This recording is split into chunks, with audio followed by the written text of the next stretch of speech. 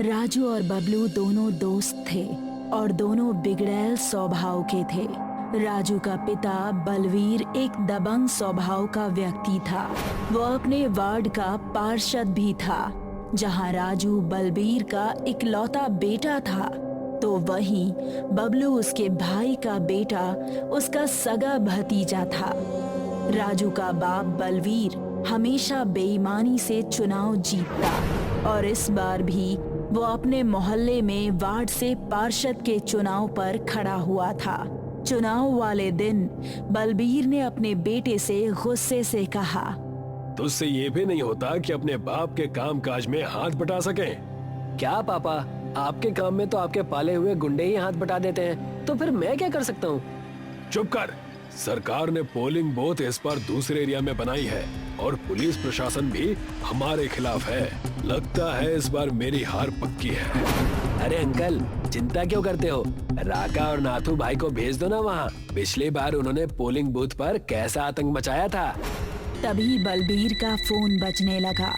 Screen पर राका का number देखकर बलबीर की आंखों में चमक आ गई। वो तुरंत कॉल उठाकर बात करने लगा। कुछ देर बात करने के बाद वो खुश होता हुआ बोला, राका का फोन था, बात बन गई है। एक पुलिस वाला हमारा साथ देने के लिए तैयार हो गया है। शाम को अपने फर्जी वोट डाल दिए जाएंगे और शाम तो अब लगभग हो ही चुकी है। तुम दोनों जाओ और सबसे पहले अपना वोट डालो। और सुनो, पोलिंग बूथ से तुरंत मत आ जाना, वहाँ जाकर नजर रखना। मैं और राका कुछ देर में वहाँ आते हैं। लेकिन अंकल, इस बार पोलिंग बूथ किस एरिया में है, ये तो हम दोनों को मालूम ही नहीं है। हाँ, पोलिंग बूथ का तुम दोनों को नहीं मालूम, लेकिन आधी रात को अगर कोई लड़की तुम्हें किसी अनजान जगह पर मिलने के लिए बुलाए तो तुम दोनों दौड़े चले जाओगे। बलवीर ने उन दोनों को पोलिंग बूथ के एरिया के बारे में बता दिया। बबलू राजू की बाइक के पीछे बैठ गया और राजू ने मोटरसाइकिल पोलिंग बूथ की ओर दौड़ा दी। शाम का समय हो चुका था। राजू अपनी मोटरसाइकिल लगातार दौड़ाए जा रहा था।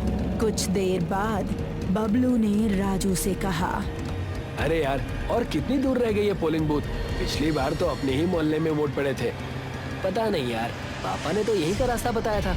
एक काम करते हैं, थोड़ी दूर और चलते हैं। अगर अपने वार्ड पर पोलिंग बूथ नहीं मिलता है तो वापस जाकर पापा से दोबारा पूछ लेंगे। वो दोनों सुनसान गलियों से गुजर रहे थे। तभी बबलू की नजर एक पुराने स्कूल पर पड़ी। उसने देखा कि वहां पर कुछ पुलिस वाले और कुछ लोग जमा थे। बबलू ने तुरंत राजू से पूछा, अबे बाइक रोक, वो देख सामने, शायद अपने ही मोहल्ले का पोलिंग बूथ है। राजू ने तुरंत बाइक रोक ली। राजू ने जब अपनी नजर उस पुराने स्कूल के सामने दौड़ाई तो वो ये देखकर हैरत में पड़ गया। कमाल है यार, मेरी नजर इस पर क्यों नहीं गई? अरे तेरा ध्यान गाड़ी चलाने पर था, इसीलिए तेरी नजर नहीं गई होगी।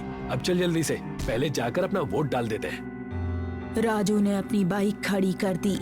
वो दोनों एक बहुत ही पुराने स्कूल की इमारत के सामने खड़े हुए थे, जहां पर कुछ लोग मतदान करके बाहर आ रहे थे। स्कूल के गेट के बाहर दो पुलिस वाले आने जाने वाले लोगों की तलाशी ले रहे थे। राजू और बबलू दोनों स्कूल के गेट के अंदर जाने के लिए जैसे ही बढ़े, तभी एक पुलिस वाले ने उन दोनों को रोक कर कहा, क्या तुम दोनों के पास मोबाइल है? हाँ तो? तुम दोनों मोबाइल लेकर मतदान नहीं कर सकते, ये नियम के खिलाफ है। तुम जानते हो मैं किसका बेटा हूँ? मेरे पिता 3 बार पार्षद रह चुके हैं। उनके संबंध बड़े बड़े विधायकों से हैं। वो तुम्हारी छुट्टी करा देंगे। राजू की बात सुनकर उस पुलिस वाले के चेहरे पर एक रहस्यमयी मुस्कुराहट आ गई। उस पुलिस वाले का चेहरा देखकर पता नहीं क्यों बबलू के रोंगटे खड़े हो गए। उसने तुरंत अपना मोबाइल उस पुलिस वाले को पकड़ा दिया। बबलू को मोबाइल पकड़ाता देख वो दोनों एक लाइन में जाकर खड़े हो गए। अबे पागल हो गया है क्या? तूने अपना मोबाइल क्यों दे दिया? पता नहीं यार क्यों, मुझे उस पुलिस वाले का चेहरा देखकर अजीब सी दहशत महसूस होने लगी। चल ठीक है, कोई बात नहीं। राजू और बबलू ने देखा कि शाम के वक्त मतदान में अच्छी खासी भीड़ थी, मगर लाइन थी जो खत्म होने का नाम ही नहीं ले रही थी। राजू और बबलू खड़े खड़े थक चुके थे। बस बहुत हो गया यार, अब तो रात हो गई। ये कैसा मतदान हो रहा है, मेरी तो समझ के बाहर है। अब जो होगा देखा जाएगा। इतना कहकर राजू बबलू का हाथ पकड़कर सीधे उस कर्मचारी के पास चला गया जो वोटर आईडी चेक करके उंगली में स्याही लगा रहा था। राजू ने तुरंत अपना वोटर आईडी उसको दे दिया। मेरा वोटर आईडी है, मुझे लाइन में खड़े खड़े बहुत देर हो गई है। लेकिन अभी आपका नंबर नहीं आया, जाइए जाकर लाइन में खड़े हो जाइए। मुझे लाइन में खड़े रहने की आदत नहीं है। राजू ने इतना कहा ही था कि तभी वो कर्मचारी रहस्यमयी अंदाज में राजू और बबलू की ओर मुस्कुराकर देखने लगा। तभी उन दोनों ने देखा कि उस पोलिंग बूथ के अंदर जितने भी लोग मौजूद थे, सभी लोग एक साथ राजू और बबलू को गुस्से से देखने लगे। उन दोनों के रोंगटे खड़े हो गए। बबलू ने डरते हुए राजू से बोला, ये कौन सी पोलिंग बूथ है? लगता है हम गलत जगह फंस गए हैं।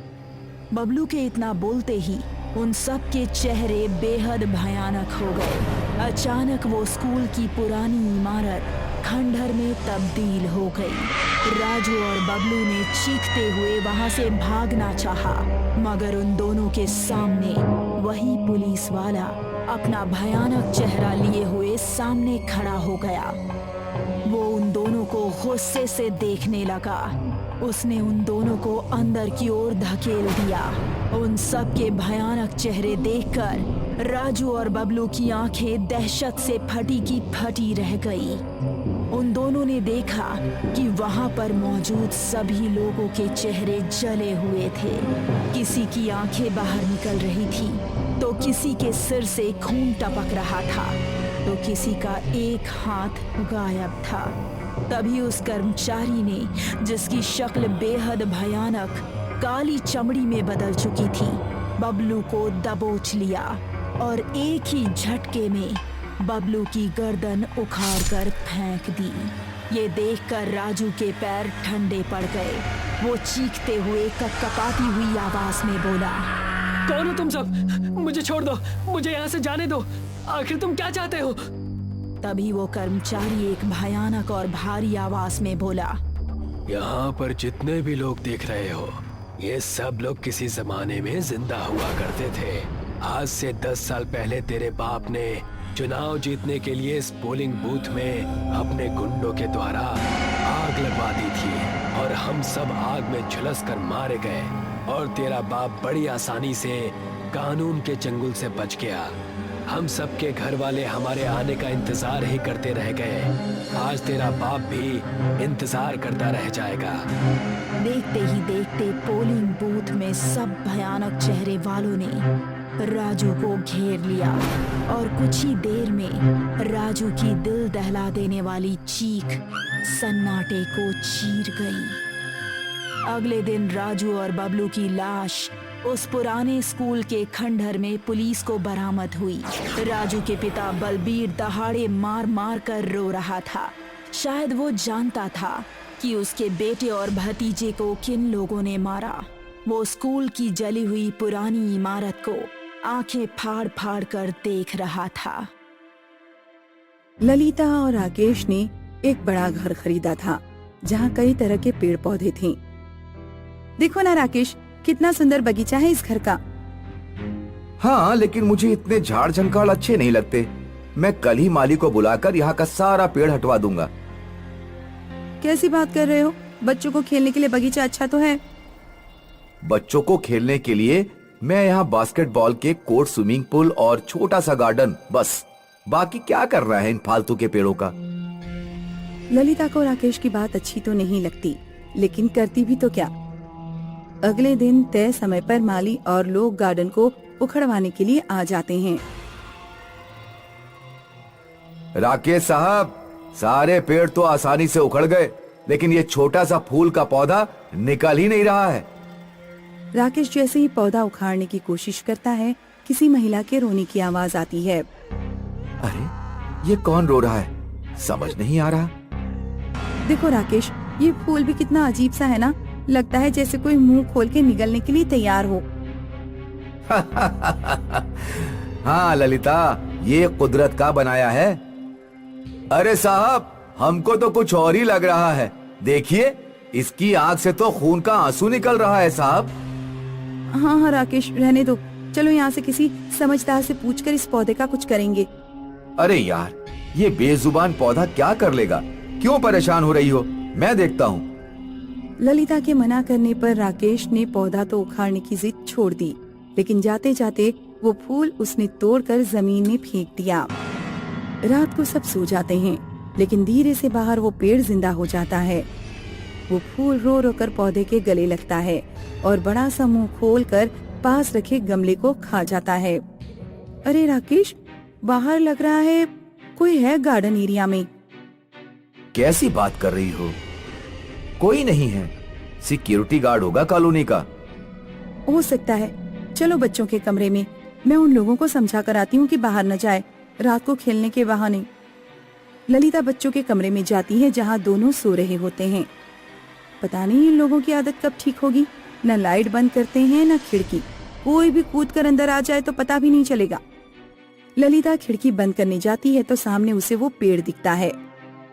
अरे, ये फूल कितना फ्रेश लग रहा है, जबकि इसे सुबह से तोड़कर फेंका गया था।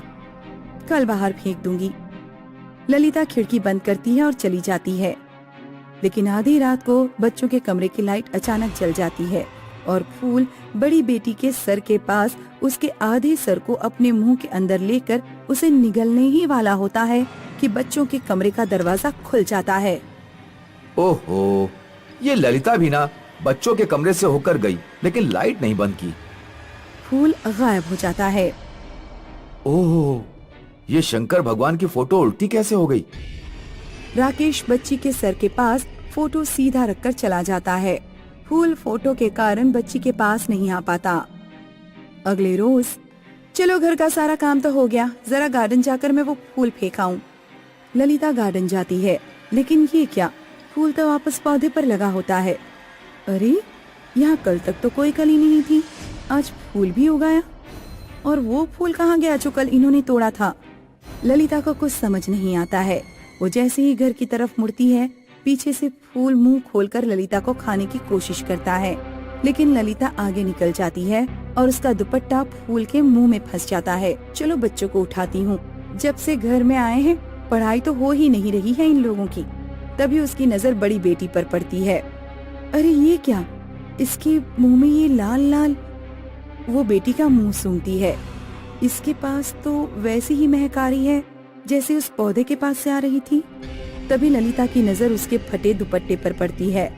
ललिता को समझते देर नहीं लगती कि दाल में कुछ काला है। वो बच्चों को लेकर उस पौधे के पास जाती है जहाँ उसके फटे दुपट्टे का एक हिस्सा फूल के मुंह में लटक रहा था।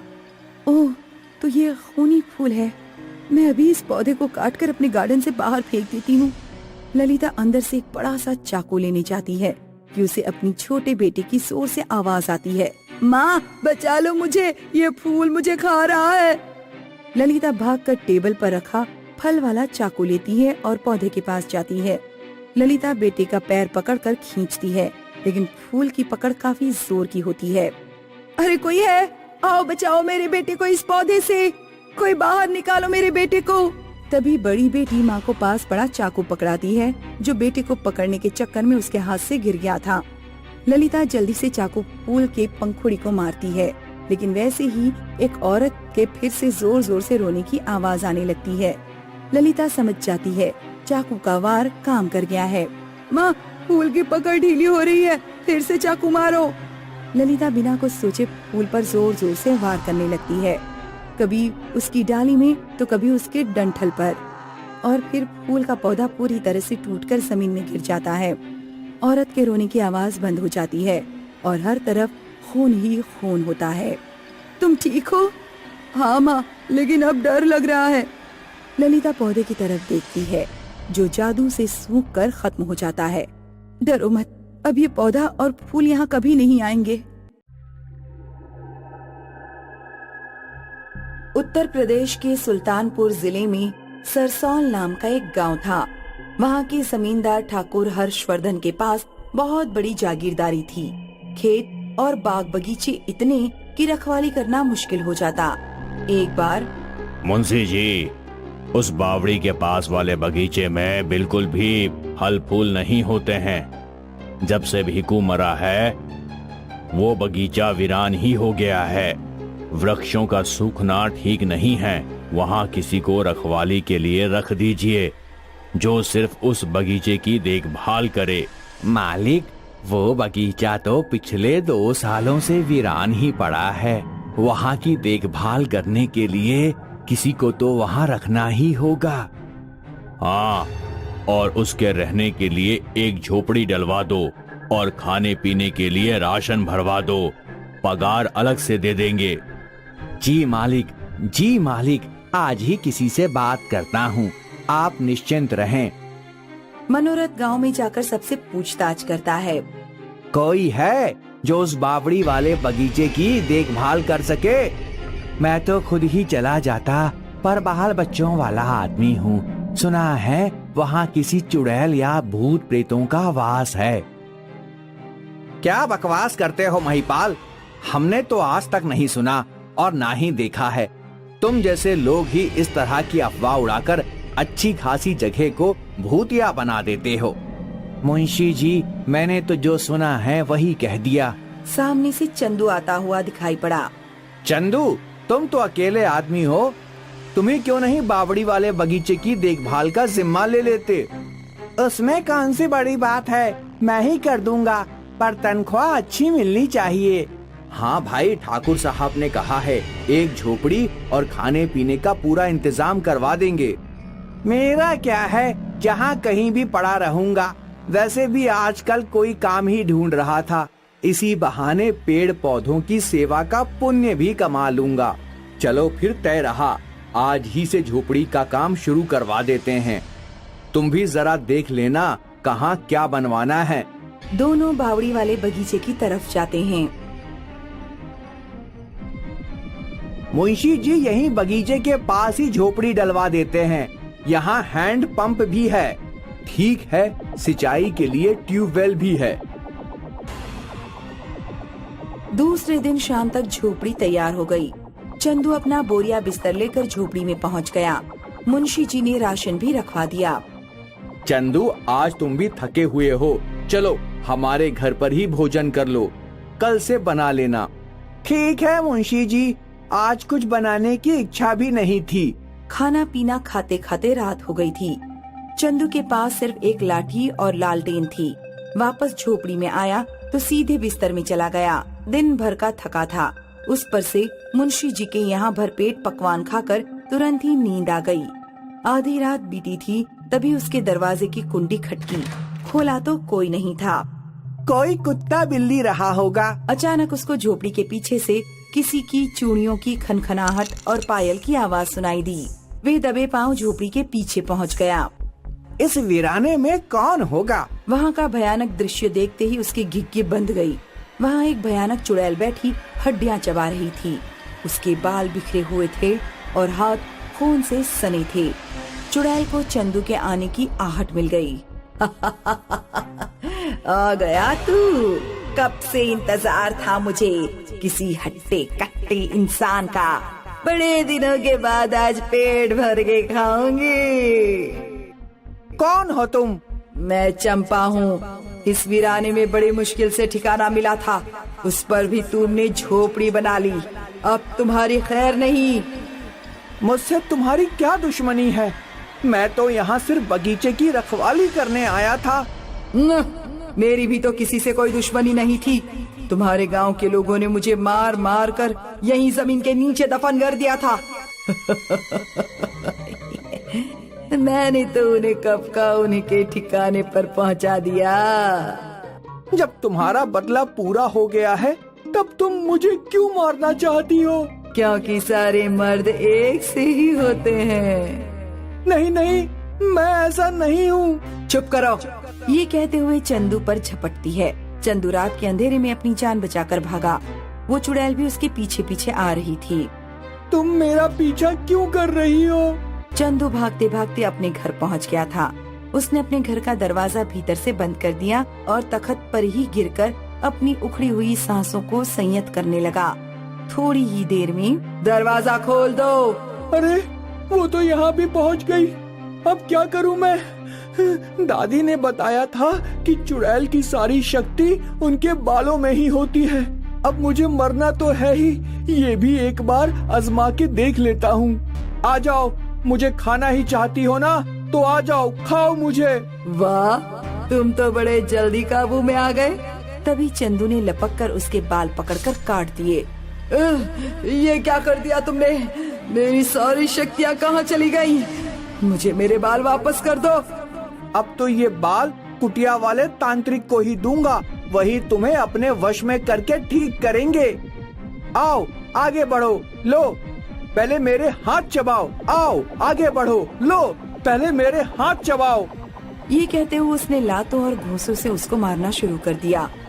मुझे माफ कर दो, अब मैं कभी तुम्हारे पास नहीं आऊंगी, पर मेरे बाल किसी तांत्रिक को नहीं देना। जाती है यहाँ से कि अभी और मार खाएगी? बता, बोल। चुड़ैल भागती हुई चली गई।